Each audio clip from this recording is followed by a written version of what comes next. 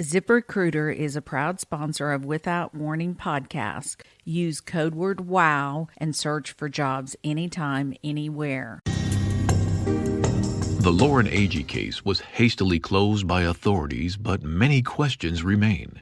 Come behind the curtain with private investigator Sheila Wysocki as she uncovers the truth about what happened to Lauren. This is Without Warning. Warning. The following episode contains details about sexual violence and elements that are graphic in nature.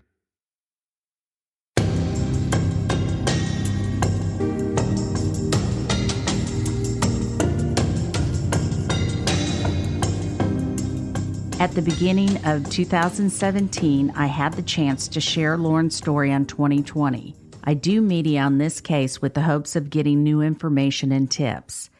Every tip matters. But this one particular tip that came in after the 2020 episode aired would change the course of my investigation and the truth about that weekend. Listen in as the houseboat owners who you originally heard in Chris Stout's episode shared what they witnessed that weekend. They were shocked that the media only mentioned two guys on the cliff and never mentioned a third guy who was with them the whole weekend. So, when we were watching it, my mom called me on Friday and said, this is Steven on 2020. You need to watch it. So, when we were watching it, our biggest concern was there was only two guys on that video, but there was actually three guys. So, tell me what you guys know. Okay, so my parents own the boat that's the second to the last boat that is in front of the cliff that they were staying on. Okay. The back of our boat looks onto where the hammock was, because I saw the hammock. Okay. I think we had a picture of the hammock, the back part. Mm-hmm. But I think I deleted it not knowing, because we didn't know that there was an investigation, because we just thought it was ruled as a accident. Oh, yeah. That's what we were told. Right. The police have ruled it as an accident. Yes, that is correct. So we were never talked to. We were there from Friday until late Sunday, probably 6 o'clock. Okay. And no one ever came up to us. No one asked us if we knew anything. They never contacted our parents or our neighbors who are good friends of ours. Okay. Just to ask, did you see anything like that? We were never contacted. Okay. And so did you guys go to Fish Lips and hang out there as well? Okay. We actually hung out with them. Oh, okay. For the whole weekend. She is referring to hanging out with Lauren, Hannah, Aaron, and Chris. I find this interesting as Hannah, Chris, or Aaron never really mentioned them in their statements. There was the two guys that I remember distinctly because they were on there. I was like, oh, they look familiar. And then there was another guy that we knew he had a strange name. But I kept on saying Brock or this and that. So I went on the Hannah girl's Facebook today and went through her friends. Uh-huh. And found a guy named Brick. Okay. And I sent it to my fiance and said, this is the guy, isn't it? And he was like, yes, that's him. So on Sunday, you guys pack up and leave. You didn't see the TWRA or anything like that? I don't remember seeing anything. Okay. No one came to us. There wasn't a big spectacle. It wasn't, we didn't find out until we got home and saw the news 2 days later, which was insane because we were right there. Right. So this is the first time I've heard that Bricks was with them. Yeah, see that was our concern. He was there. The whole weekend with us. He gave us moonshine for helping us, for letting them, use our bathroom and feeding the dog, water, letting us tie up behind them. He gave us a jar of moonshine. Yeah, he was a friendly guy. He really was. He was just a really friendly guy. When they came forward, We had no idea that Bricks even existed, let alone that he was there camping with them on the cliff that weekend. He was never questioned, he never filled out a police report, and none of the campers mentioned him then and still have not to this day.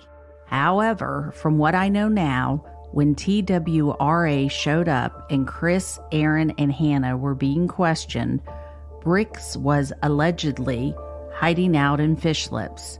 What I also know now is that Bricks was the mystery man in the background at Aaron and Hannah's home in Florida when I showed up to interview her. He was the one that kept interrupting the interview and moving my recording around. Okay, and when you said you hung out with them all weekend, kind of walk me through that. Okay, so we went down Friday night. We met them. They canoed over from where they were camping. Okay, when you say when you say them, can you tell me who them was? Well, it first started off with the three guys: the Bricks guy, the Aaron guy, and the Matt guy. I don't know. I just call him Matt, but his name was Chris. And the dog. There was a dog. Okay. And so they were on Saturday. They were meeting, or a girl was coming down, which is the Lauren girl. She wasn't there Friday night, so she was coming up on Saturday. And they had a friend. Like, if you've never been to Lake Fish, but I don't know if you have not. I have. There's a lot of craziness at our boat dock. Like, people come and park illegally. Like, it's just a big thing. So my family has a boat dock right in front of us that we put our runabout at. Mm-hmm. And our runabout was in storage, so I offered to let them and their friend that was coming down with the boat, tie up there. Mm-hmm. Okay. So, like, I have a picture from Friday night where there was no boat to Saturday morning, because I got up at like 7:30, and I have a picture of drinking coffee, like looking out in front of the boat. And there's a wakeboard boat in front of me. Okay. And it was whoever they were, going out on the boat with that weekend, the big boat. That's who they were going. And did you see Hannah, Aaron, Chris, and Lauren? I'm sorry, Hannah, Chris, and Aaron on Sunday? We did. We saw the guy that wasn't mentioned, Hannah, and the Aaron and Matt guy. Was the dog with them that time? No, not the blonde girl. The other guy. The other people. We saw everybody but the Lauren girl on Sunday, and I remember asking where she was. Like, I just asked. I was like, where's your friend at? Because the night before, like, so we went, like, we didn't go out on, like, the boat to Lake Fest with them. I'd gotten sick. They invited us, but I'd gotten sick because of all the boats, like, going, like, I just got seasick, basically. Right. And the way down, my whole Saturday was just, like, ruined because I was just sick. Oh, that's a shame. And, yeah, well, so we got up Saturday night and ended up going to Fish Lips. We saw them. We actually allowed them to pull the canoe that they were going back and forth behind our boat. Okay. And we have a hydraulic lift, so we allowed them to come behind us and tie up there to get out of the boat, to get onto the actual dock because it was easier. Okay. And then the people who had the speedboat, or the wake boat, the wake whatever boat, was tied directly in front of us. Okay. She just mentioned that there were two boats tied up to their houseboat, the canoe on the back of their houseboat and a wakeboarding boat on the front of their boat. This will be important to remember because neither boats were taken in as evidence. We will discuss this more on an upcoming episode. And I don't remember seeing them. Do you remember seeing? I think I saw them briefly, but they didn't hang out with us. The people who own the big boat, the wakeboard boat. Yeah. No, they didn't come and like socialize with us. Yeah. So on Sunday, when you asked, where was your friend, who did you ask? I asked the girl, the Hannah girl. Okay, and what did she say? I said, where's your girl? Like, where's the other girl? And she was like, oh, well, we don't know. We think that she went back up to the bar and met somebody and is on one of the boats or left. And we didn't think too much of it. Like, okay, well, I mean, it happens a lot. Like, girls get drunk and end up with one of the guys on the boat, Mm-hmm. So we didn't think too much of it. Well, we never saw her again. So when they came back from Wake Fest, I'm pretty sure I asked again, like, did she never come? Like, you never find her? And she was like, oh, no, we haven't heard from her. Like, okay. Once again, I didn't think too much of it because, I mean, everyone was very intoxicated and there was a lot going on. Now, did she? And I didn't know them. I never knew them that weekend. I never spoke to them after that weekend. So did Hannah seem upset or worried or anything? No. It didn't seem like she was worried at all. None of them did. Okay. At all. Like, they weren't concerned. They never came to us and said, hey, did you see her last night? Like, that would have, to me personally, if it was me and I was with a friend and she was disappeared, the first thing I would have done is went to the people that you were with last and said, hey, have you seen that? Right. Because they left our boat on Saturday and went over to the camping ground at 2 o'clock in the morning. At 2? Okay. And about 2. I mean, it was at least 2. It's not later. Okay. So, but with that being said, so we had met them earlier, and when we met them back at the Fishwood, later on through the night when they had come back, they were going to get back in the canoe to go back over to their campsite. Like, I asked, do you guys want to come up and sit? So they came up and sat and hung out in front of the boat. All 5 of them. Okay, so all 5. You had Chris, Brix, Aaron, Lauren, and Hannah. Okay. And Hannah was with her boyfriend. Like, I think she was sitting in his lap most of the time. And then Lauren was sitting like by herself, and the guy who was asleep, but he was completely out of it. Now remember, Chris passed out on the front of their houseboat on Saturday night while waiting for Aaron, Hannah, and Lauren to leave Fish Lips. And what about Brix? Yeah. I mean, he was up, like, they were flirty. You wouldn't know that they didn't know each other. Like, you would have thought they would have known each other. Mm-hmm. But, I mean, real nice, really respectful to us. Like, yes, like, we would have never thought of anything. Like, apologize for the guy who was, passed out on the front of the boat. Just like, we're so sorry. I was like, no, it's no big deal. Like, everyone has their day. It's not, And they stayed there for about 30 to 40, maybe an hour. I mean, we were there for a while. And then I want to say they took 2 trips because they had that one canoe back over to the campground. Because the guys had to come back and carry the Chris guy back to the canoe to go over to the camping ground. Okay. But the canoe, what kind of canoe? Do you know what kind of canoe it was? It was an old canoe. It wasn't a new canoe, and I don't think it didn't have seats. Like how it did have seats. I don't remember it having seats, but it was deep. It wasn't like the kind of the wide canoes they have now. Tiny for 5 feet. Yeah, it was a pretty small canoe. Okay. And how was Lauren acting? Neither one of the girls was, I don't think any of them were crazy. They were intoxicated, but so was I. My fiance will say that they were pretty good and well lit, but they weren't falling over the place. They weren't, they were still speaking, still walking. It wasn't like they were inebriated. They were intoxicated, but they weren't to the point where they were having to be carried. And did she seem nervous or just mellow? What kind of mood? Mellow, yeah. I mean, 'cause honestly, what happened was, Saturday we met those.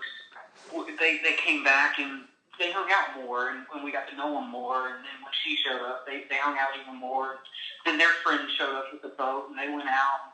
We were just like that middle area to where they were at the bar or they were kind of going back to their campgrounds because what was so friendly about it was a dog, and Oh, yeah. we have a dog, and the dog was padding, so it needed water. So that was the first real contact we'd had with them. And then after that, being Tennessee people that we are, we're friendly to each other. Invited them, and then we hung out for the day. And they did their thing, and we did our thing. But it was fine. I mean, and the only concern I think we have together was watching that 2020 or whatever it was, and just not seeing the other guy. I think wanting to shine a light on that, and it's been beating up her conscience, not being able to talk to anyone. And we offered her to stay. We offered for all of them to stay. There was plenty of room. There was beds. There was couches. They didn't have to go up there and sleep outside, but it was something they wanted to do. So. Right. We could stop them, but we were giving them a place that had AC and a bed, but they chose to be up there. So take me through Sunday. Like what time you saw Hannah, where you saw her, or the other people. Take me through that day. It was probably because you got to think they're outside camping, so whenever it really got warm is probably when they came back to the dock and sat outside with us and went and got food and stuff like that. Just waking up and moving around and stuff. And we cordially asked them where she was, and it was just she probably went back with someone because from my understanding they went up there at the end of the night, and I believe they came back when we were asleep, when we locked up the houseboat, and went back to the bar for a little bit. From my understanding, the brief little conversations we had with them Sundays, and you got to think, we really didn't know these people. We were just being nice to them. So, and then showing concern because we've seen them with X amount of people, and then Sunday not showing up with that one, we were concerned. It was just just trying to be nice, but it was I wouldn't say it was a weird Sunday, but it was just. I wouldn't say strange either, but it was different. The vibe was different. Not necessarily from them, but from us, because we're all probably hungover and trying to recover. But it was a different situation. So. Okay, so when you say they came over and had breakfast with you? No. They came over to go eat at the bar. And there's restrooms where they can flush the toilet. Right. So forth. So and there's a. But we saw them when they came over on the canoe because they were parked behind our boat. And there's a market in the middle of that place where you can buy chips and drinks and stuff like that. So right. When you say they came over, who was they? Everybody but Lauren. Yeah, and it was probably 2 trips, but they were all together in the morning. All 4. Yeah. So all 4. Okay. Yeah. So all 4. That was my very first question when they came up. I was like, "Good morning. How are you guys this morning? Did you sleep well?" Just talking. I was like, "Oh, where's your friend? Or where's the other girl?" And I said, "Oh, we think that she met somebody at the bar last night." And that's what we thought. Like, okay, well, there was no concern with them, so there should be concern with us. But I know I saw a clip in that 2020 thing that the Hannah girl said that she had went to boats and asked if they had seen her. Yes. Which is not true to me.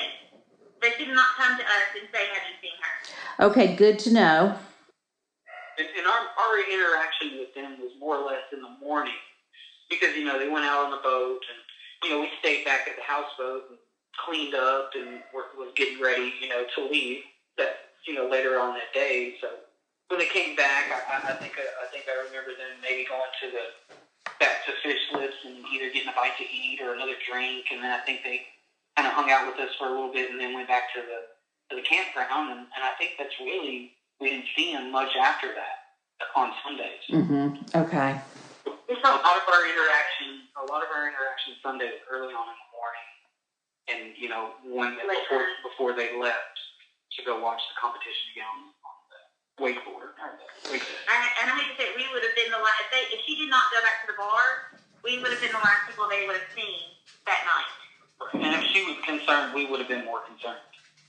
Okay. Honestly, if that was the case, because that's just the nature of both Kate and I. I mean, that would have been an issue, and we would have tried to do anything possible to get to an answer or find her or something. But there was no cop visit. There was no anything, and we were there for 5 or 6 that night, which is a norm for us on the boat to stay until early evening on Sunday before we come back to go to work. So how did y'all find out about about her being found? I think it was about 2 days later, and it was on the news.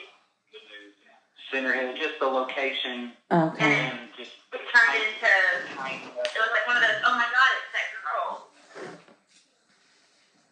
But nothing was ever said, that it was being investigated more than just an accident.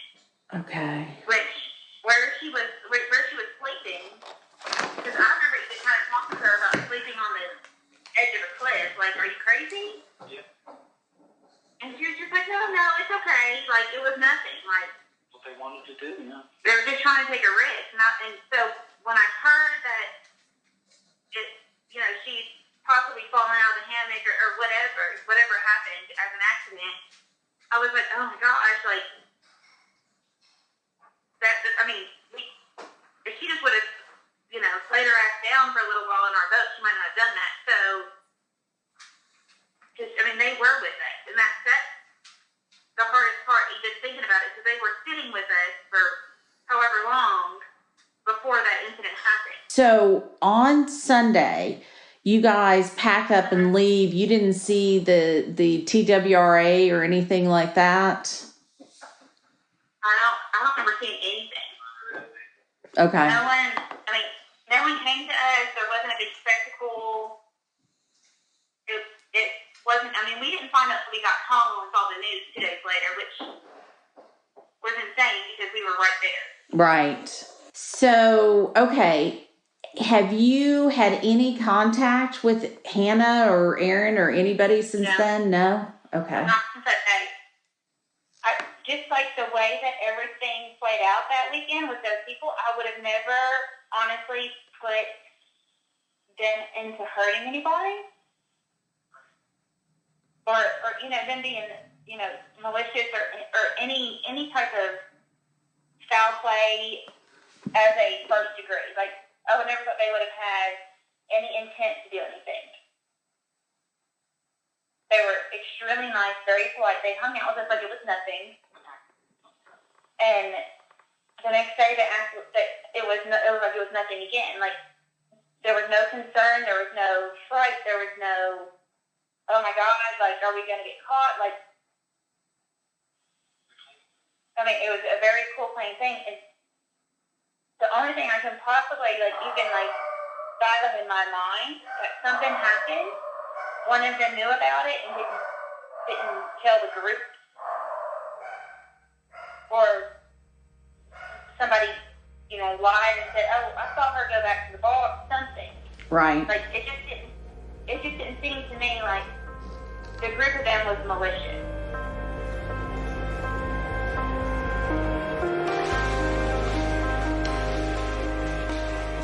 After talking with the houseboat people, it blew my mind that bricks had never been mentioned. I sat down with the houseboat couple a second time just to reconfirm parts of their story, and what he said pretty much sums it all up. How does one guy get hidden between all of that? It's remarkable to me. Or who is he to them? Right. Who is he to them? Stay tuned as we continue to unravel the mystery behind Bricks Gambrell, and his relationship to this case.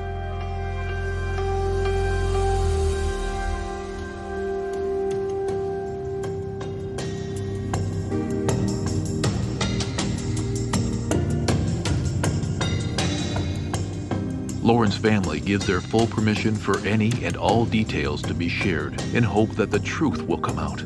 If you know anything at all, call 1-888-599-0008 or email tips@SheilaWysocki.com. Without Warning will return on November 1st. Don't miss it. I asked him straight up what happened, and his version that he told me I have not heard on one video that I've watched it, and I've watched almost all of them on YouTube. He basically was like, I understand why her mom is doing this, but she's like ruining my life, and I didn't do anything wrong. He was like, yes, her daughter was drunk and died, but he was like, I didn't do anything. Without Warning, host, executive director, and executive producer, Sheila Wysocki. Producers, Katie Zitzman and Aaron Parker. Editors, Katie Zitzman and Aaron Parker. Mixing and mastering by Resonate Recordings. Narrator, Tim Evans. Thank you for listening to Without Warning. Make sure you subscribe to the podcast and leave us a quick review to help others discover it too. If you or someone you know knows something about this case or the people involved, you can submit tips by emailing tips@SheilaWysocki.com.